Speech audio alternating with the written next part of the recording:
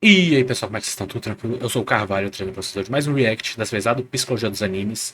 Dessa vez, O Amor da Mikasa. Faz sentido? Psicologia Shingeki no Kyojin. Link do vídeo original vai estar na descrição pra vocês poderem conferir, assim como as redes sociais e meu canal na roxinha, beleza? Então segue nós lá. Sem mais delongas, vamos para o vídeo. Senhor, dai-me força para mudar o que pode ser mudado, resignação para aceitar o que não pode ser mudado, sabedoria para distinguir uma coisa da outra. Francisco de Assis, sem quem é não.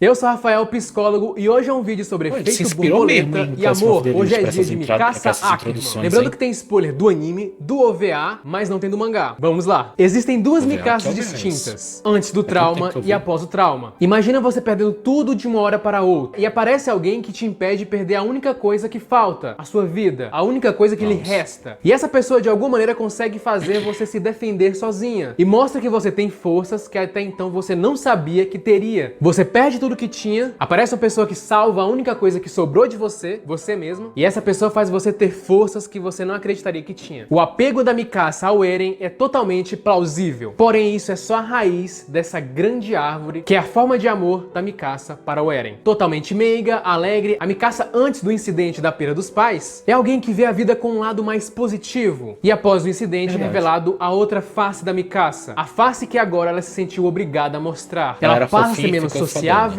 e isso consequentemente faz ela ficar mais focada e totalmente alerta para proteger as pessoas que ela ama. A culpa pode ser o grande motivo, afinal ela não conseguiu salvar os seus pais, ela não teve forças e talvez ela não queira que aquilo se repita novamente. Por isso ela faz de tudo para proteger as pessoas. Ela tem força, ela tem capacidade, e não é apenas o Eren que ela protege, e sim todas as pessoas que fazem parte da nova família dela. O Eren se torna seu objeto de amor, e também é a pessoa que salvou ela e fez ela de alguma forma se tornar independente. O trauma geralmente vai balançar toda a vida de uma pessoa, geralmente de maneira negativa, mas em alguns casos, não. Na década de 80, os psicólogos Richard Tedeschi e Lawrence Calhoun descobriram o tanto que os traumas mudam a vida de uma pessoa. Algumas dessas mudanças são negativas e, para a surpresa deles, algumas positivas. Eles entrevistaram vários sobreviventes de traumas e muitos relataram que passaram por mudanças positivas na vida e que, de fato, a relação deles com a vida tinha melhorado. Como isso? Muitos desses 600 entrevistados mostraram que tiveram mais uma força interior, mais do que jamais pensariam em ter. E também falaram que após esses eventos traumáticos, a vida teve um maior significado. E que após esses eventos, as pessoas acabam ficando mais próximas dos familiares, dos amigos. É como se aquele trauma fornecesse informações para aquela pessoa que ela não sabia. Aquela pessoa descobre que é autossuficiente, segura de si mesma, e isso vai fazer com que o indivíduo fique mais confiante, tendo uma autoavaliação melhor em situações difíceis. Né? Traumas geralmente causam consequências negativas, mas no caso de algumas pessoas, e no caso da Mikasa, trouxe uma consequência positiva, que foi o amadurecimento. Mikasa em alguns momentos acaba cedendo às emoções, mas com o decorrer da série isso vai mudando. A Mikasa da primeira temporada não é a mesma da quarta temporada. Ela começa a aceitar mais as coisas. Aceitar mais as coisas é um sinal de amadurecimento? Na terapia da Gestalt, uma das abordagens da psicologia, existe um termo chamado teoria paradoxal da mudança. Ela fala que a mudança pode ocorrer quando o indivíduo abandona aquilo que ele queria se tornar e tenta ser o que ele é de verdade. Aceitando quem ele é, ele se fixa em uma base sólida. E se fixando nessa base sólida, a pessoa pode se deslocar, ela pode dar os próximos passos. E esse terreno se chama aceitação. Ou seja, quando o paciente se conhece, quando ele aceita o seu mundo, a mudança pode ocorrer espontaneamente. Outros estudos de amadurecimento também apontam que à medida que a pessoa vai amadurecendo, elas começam a aceitar mais situações que ocorrem com elas. Começam a se aceitar e aceitar as outras pessoas. Um grande detalhe da aceitação da Mikasa aparece no OVA dela, onde inclusive tem um simbolismo bem interessante. Em todo momento daquele episódio é mostrado uma borboleta, e a principal borboleta é de cor azul, fazendo uma clara referência à teoria do caos. E dentro da teoria do caos existe o efeito borboleta. Esse nome foi dado pelo matemático e filósofo Edward Lorenz, que fala que pequenas alterações podem ocasionar fenômenos maiores. O próprio processo da Mikasa é de uma não aceitação. É como se o Isayama quisesse mostrar pra gente que ela não aceitou aquela realidade que ela acabou entrando, da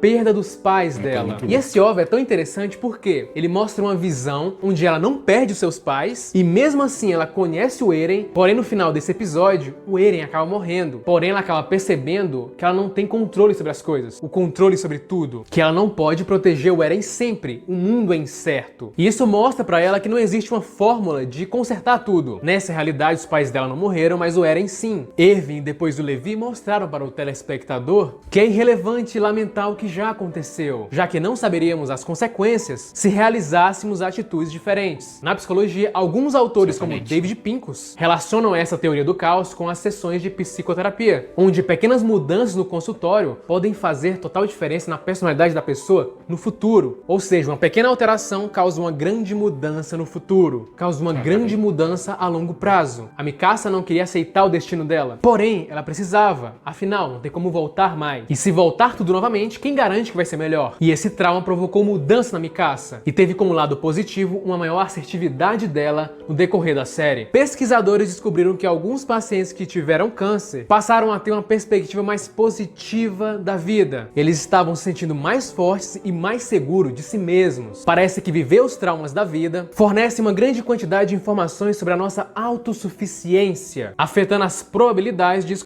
Tivemos um Ed. Deixa eu voltar aqui.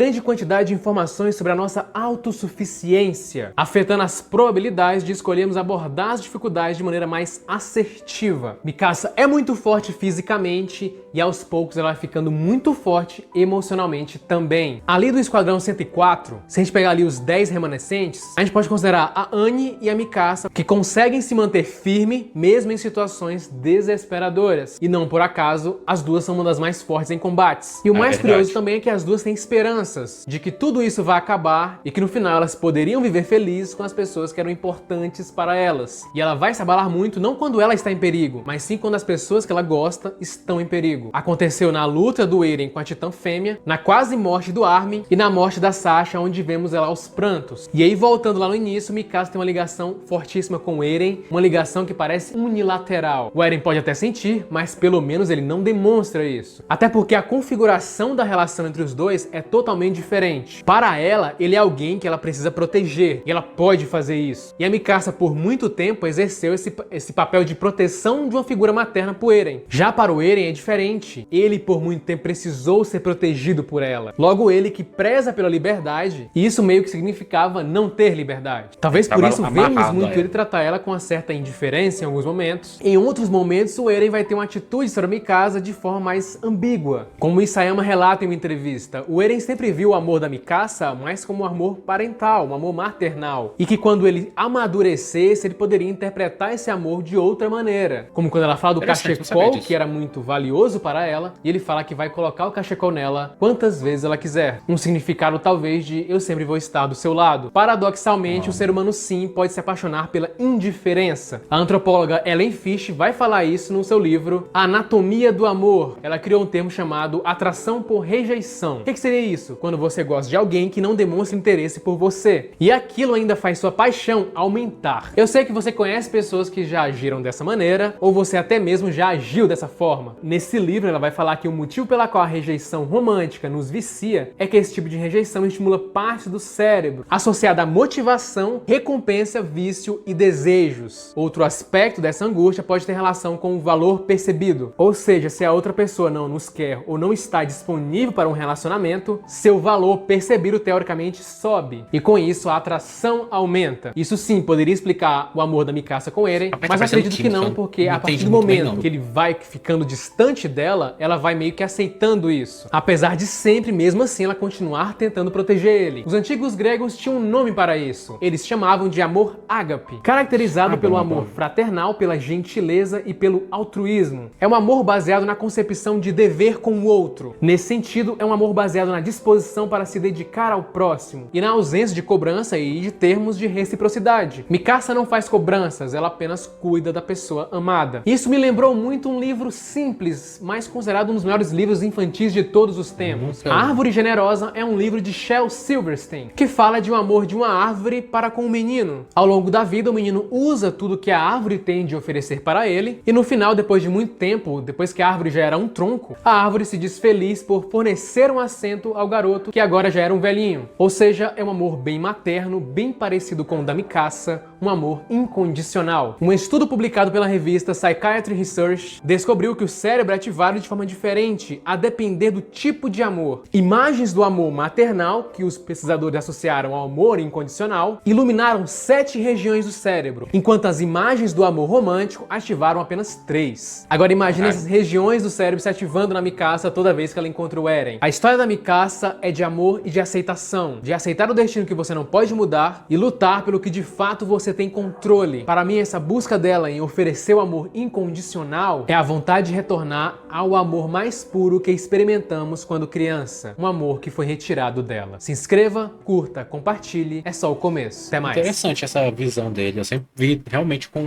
outro amor, né? O amor romântico, por assim dizer. Interessante, eu não tinha parado pra pensar que poderia ser esse o amor ágape, vamos dizer assim, né? O amor mais maternal, mais incondicional, como ele mesmo falou, né? Eu não tinha essa visão, pra ser bem sincero. Achei interessante, eu gosto bastante da Mikasa, eu sei bastante dela, acho ela foda pra caralho, né? E interessante que ele trouxe várias coisas, né? Eu nunca pensei que ia, vamos dizer assim, relacionar o efeito borboleta com a Mikasa. Então, é interessante. No momento do vídeo, eu fiquei me perguntando quando que ele ia chegar na parte do amor, né? A questão do amor. Eu tava falando só mais do passado do trauma da Mikasa, né? Porque esse vídeo vai acabar e não falou do amor. Mas chegou, achei interessante. Espero que vocês tenham gostado. Se gostaram, deixa o like, se inscreva, que ajuda demais o canal. E nos vemos na próxima. Falou!